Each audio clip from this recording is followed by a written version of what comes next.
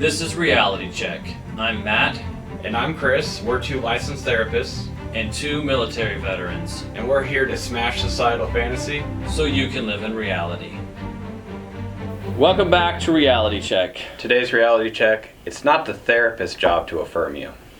This is a really good opportunity for us to talk about what therapy is and what it isn't. You and I have both been very irritated by seeing so many commercials and movies and TV shows where you have a therapist sit there and just listen, and how does that make you feel? Right.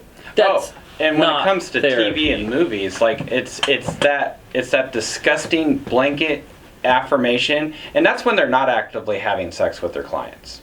Like, right. Well, every freaking TV show, I would dare somebody to actually make a competent TV show or movie that has a balls to the walls therapist that's like, I'm going to challenge you, I'm going to push you, you're going to grow, but I'm not going to just kiss your ass for an hour at a time. I think they tried to do that with that movie with Matt Damon and Robin Williams. Do you remember which movie I'm talking about? So do you mean Good Will Hunting? Good Will Hunting, yes, that's it. So Good Will Hunting, they attempt to do it because Robin Williams is really pressing Matt Damon's character really, really hard. The problem, though, is when Hollywood tries to go there, they make it more like a life coach because you can see no actual therapy is taking place. Another good example, it's a movie with Denzel Washington in the Navy, and he's a therapist. I can't remember the name. Oh my God, Antoine Fisher, because I love that movie. Antoine That's Fisher. like the best thing. So then what did you think about that one? That was great because it, like, the relationship started off like with really bad rapport. I mean, Antoine Fisher had like explosive disorder, mood disorder, really, really unstable stuff. But in the end, like, Denzel Washington's character challenged him in such a way that he actually grew to have a successful career in the Navy. Mm-hmm. And the best thing about it was, like, he processed his family trauma, he confronted his demons, he grew as a person, and like, that's what therapy is. It's not, oh, well, you're just a sad guy, and, we'll release you from the Navy, or, oh, you're just a sad guy, like, we'll give you this special star to wear on your uniform that says, like, well, you're just sad and everyone should leave you alone or treat you with kid gloves. Like, no, you're not special, you're not brave and beautiful or whatever that garbage is. You have a problem, you need tools and insight to overcome it. Let's get to work. And he confronted it and he overcame it, and like you said, he had a successful career. Right. So we did find one. Mm-hmm. It's very rare to find one that's decent, and even that, I don't think it's representative of what the inside of a therapy room looks like. Yeah, no. But I don't, unless you find a therapist turned Hollywood screenwriter and director, you're probably never going to quite get it. Right. But at least it's a reference point, Good Will Hunting and Antoine Fisher, for at least a little bit more of what therapy is like. Right. And certainly when you and I do therapy, it's challenging people. So whenever I do an intake session, for those of you who don't know it, it's your first session with a therapist, and we're gathering information, we're understanding what the issues are, what the background is, we're putting together a plan, because I've got to build out the treatment plan and what our objectives, we've got to do all this stuff, and so that's our first session. And so in this intake session, I make sure people understand what they're getting and who they're getting and what my approach is. Very, very rarely does it happen that they don't want their approach and they leave. No. That's happened maybe 2 or 3 times in all the years I've been doing it. Right. Usually when they reject it, they just do a few sessions and they quit, and that's pretty rare too. No. But I'm very, very blunt with them, and I tell them I'm a very blunt person, and they say, well, good, that's what I want to hear. I don't want to come here. Most people will say, I don't want to come here for you to tell me what I want to hear. Yeah. And I've had people tell me, in fact, somebody went to see you. This is really neat because she had seen a different therapist. Yeah. And she said, I went to this therapist and I loved her. Like, she was so nice. And I thought I could hang out with her on the weekends. Yep. And then I thought to myself, then why do I need her as a therapist? Right. And I said, I think I've got the person for you. And I sent her over to you. And she was like, thank you, because he challenged me and I grinded and I discovered things and I grew. your hairdresser, I'm sorry, is not a therapist. No. Your hairdresser is a hairdresser. Your bartender is a bartender. Right. Your pastor is a pastor. Whatever that person is, but they're not a therapist. A therapist challenges you and takes you on a journey of self-discovery, self-love, of progress. And that progress can actually be defined and quantified in a way that you can look from the beginning to the middle to the end, and you know that real progress has been made. Right. So, let's take a recent example, and I'll use this one. If nobody's heard of him, it's Dylan Mulvaney. And Dylan Mulvaney is, I will just say, a mental health prime example of what happens when you fail yourself and when the mental health industry fails you. Because not only does this guy identify as female, but he identifies as a girl. Not even a woman, a girl. Right?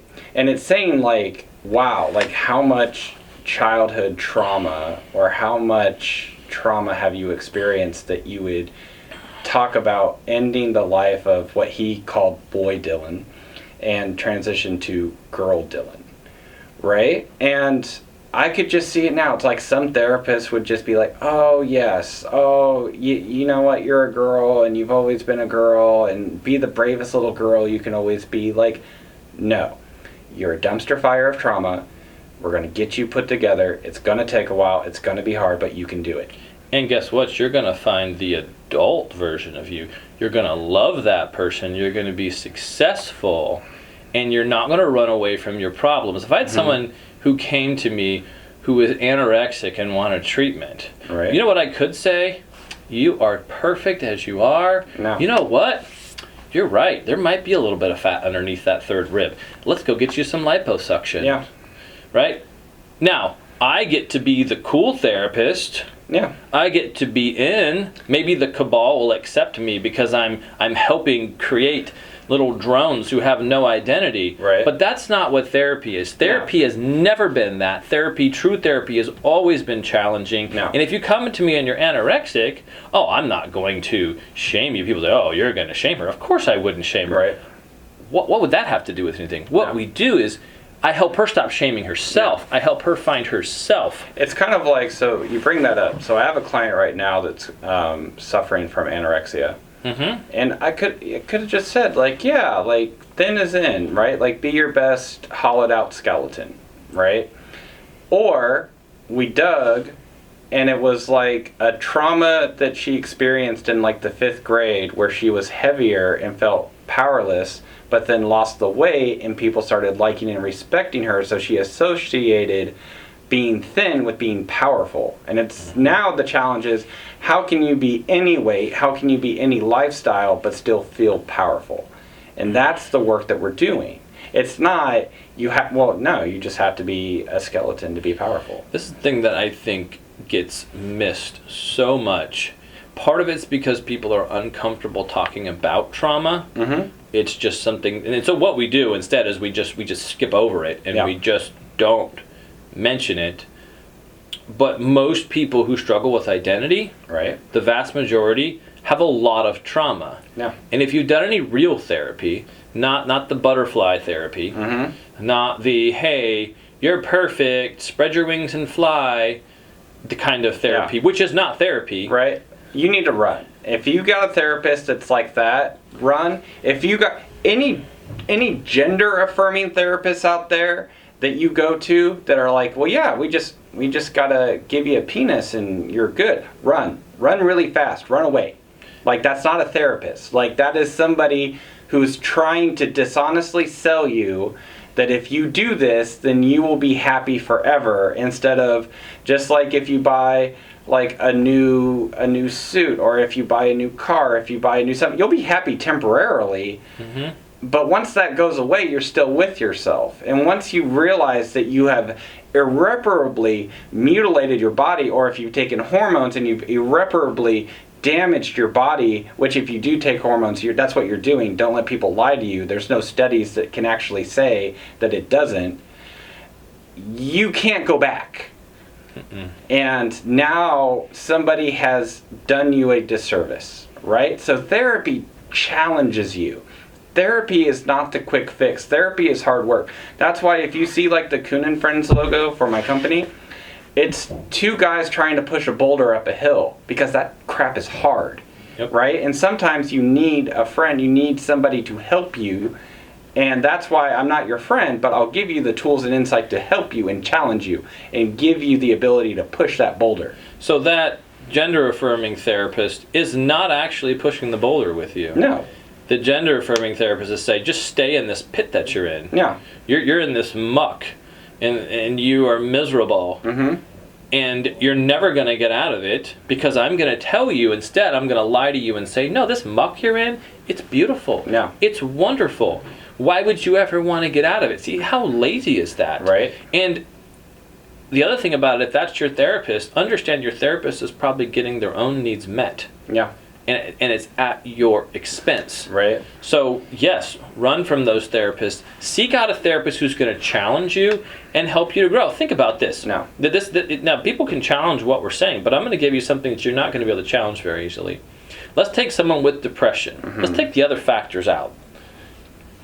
Let's measure it, because they have scales to measure this. Mm-hmm. I love empirical data, assessments that we can use that are going to track it.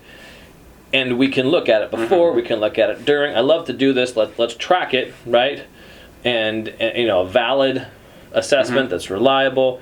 And it doesn't belong to a cool club. It doesn't have to, measure up the society. It's just going to give you the facts. Right. So we take something like this transgender, or say just gender affirming therapy, and you measure, take like Beck Depression Inventory, for example, and you measure that throughout the whole lifespan of the therapy. And here's how it tends to go, because I do this for a living, and so I know. Right. I've seen people transition.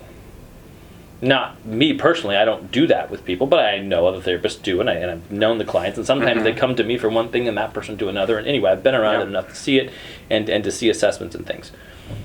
What happens is they start depressed, they stay depressed, they transition, and there's a couple of weeks, maybe a month, where the numbers shoot through the roofs and they're so happy, and then after that, it's right back to where it was, if not worse. And so this is the one I'm trying to tell you. It doesn't work, and the empirical data shows that it actually doesn't work. Tell me what it works for. Does it work for depression, anxiety? Does it work for PTSD? What does it work for? All you've done is given them a false reality to go live in. Yeah. And told them that no, as I said before, you're not living in the muck. You're living in fairyland, and the reality is the empirical data shows that you're no better off. Right. Right. And a lot of these hospitals don't even use empirical measures to like measure these type of things. Like they'll use questions like, are you happy with your breasts?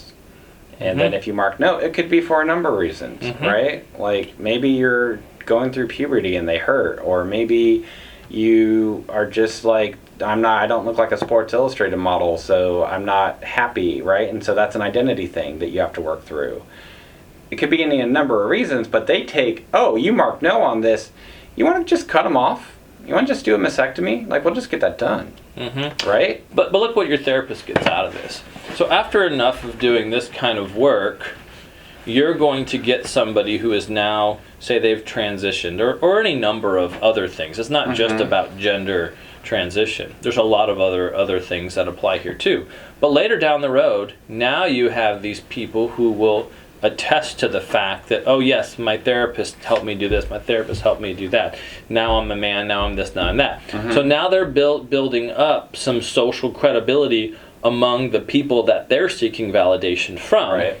And they're able to then put themselves on a pedestal and put other therapists or other professionals, especially non-professionals, as beneath them. And this is something from the beginning of mankind people have always been trying to do. And this will be another reality check. But when we say mankind, we understand that in the history of our language, and which goes back many languages, like Germanic languages and Romance languages, the term man is synonymous with human. So you can say humankind or mankind, but it's the same thing. We talk about the history of mankind, humankind. There's always been people who have had this unhealthy need to be better than other people. And they have always put people underneath them and stepped on their backs to climb higher. And if you have that kind of therapist, that therapist might be stepping on your back to stand up higher than everyone, to look better than everyone else. And that's the need they're getting, and the needs that you have aren't being addressed. So here's another tip. If you're doing therapy, use empirical measures. Say, hey, what assessment can I take? Can I take, there's a GAD, right? And there's a, like I said, there's the Beck, there's the Taylor-Johnson temperament analysis. There's a number of things that you can use. And GAD just stands for generalized anxiety disorder, but there's the GAD assessment. Measure these things empirically. See if you're getting better, but take real ones, because if you take some of the phony ones, you're going to be able to kind of manipulate them. Things like the Taylor-Johnson temperament analysis, well, it has built-in scales to kind of to see if you're skewing it one way or the other, and you need that kind of thing. Like the MMPI has a built-in lie scale in case you're lying to yourself, which sometimes we do. Challenge your therapist, or leave and get a therapist who will actually do their job. But you're not going to find these are not like quizzes on Facebook, right? You actually have to go to a professional, which you would know as well as I did, and the audience does too, because I read this letter in a session. I want to reinforce that the letter that I read was written by a doctor's level psychologist, right? It has no limit to the amount of empirical psychological evaluations that they can perform. Right? And what did I read? A gobbledygook of self-reported measures. Oh, well, he doesn't say that he's depressed. He says that he's a good person. Like, oh, I think he seems okay. Like, what is that? What is that?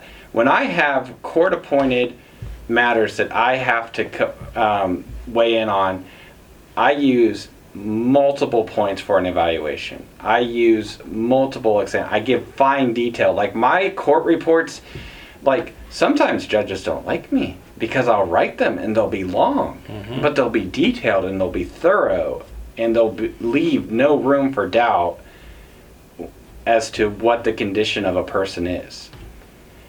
Like, not just I just call it garbage. It's garbage. Well, and the thing is when you lack empirical data, and when the empirical data really isn't allowed to hit the general public, because I'm telling you this is true. YouTube and Facebook and things, they have algorithms and they weed out a lot of this stuff. They don't want certain things to get out there, and it will just weed them out, or they'll label it as hate speech or this and that when you're just trying to tell the truth. Because here's the reality: is the therapist's job is to help that client get better. If you go to a doctor and you have high blood pressure, you expect to get your blood pressure lowered. If you go to a therapist with anxiety, you should expect that your anxiety is improved. If you have trauma, you expect that trauma to be healed. Now, that you might not ever be completely healed, but you can improve greatly. And your standard of living should increase a lot from a mental health point of view. And these are the standards that we're not holding up. But let's take its empirical data in the general public. Like I said, it's discouraged. Journals don't like to talk about it. YouTube, Facebook, and all that have their algorithms, so we don't see it a lot. And the reason we don't see it a lot is because it's not going to affirm this message that's out there that by mutilating our bodies we're actually helping ourselves, which is a lie, and the empirical data does not back that up. Now, I want to say with empirical data, there are ways to manipulate data. There are organizations that specialize in data that is skewed in a certain way, and that's why you have to have peer-reviewed things. And if you don't know what peer-reviewed is, that means there's multiple organizations that are doing the same studies and finding the same things roughly within certain within certain parameters. But that's really, really important. But here's the bigger point we have to get to, is that we can't talk about this, and I'll use this to explain it. So I've got this friend of mine who's an attorney, and this is what he said. He said, as an attorney, we are taught to, he just what he did, he said, bang the facts. But if the facts are not on our side, then we're taught to bang the law. But if the facts and the law both are not on our side, then we're taught to bang the podium. So it's so funny when I heard him say this, because I thought in the general public, they don't have the facts on their side.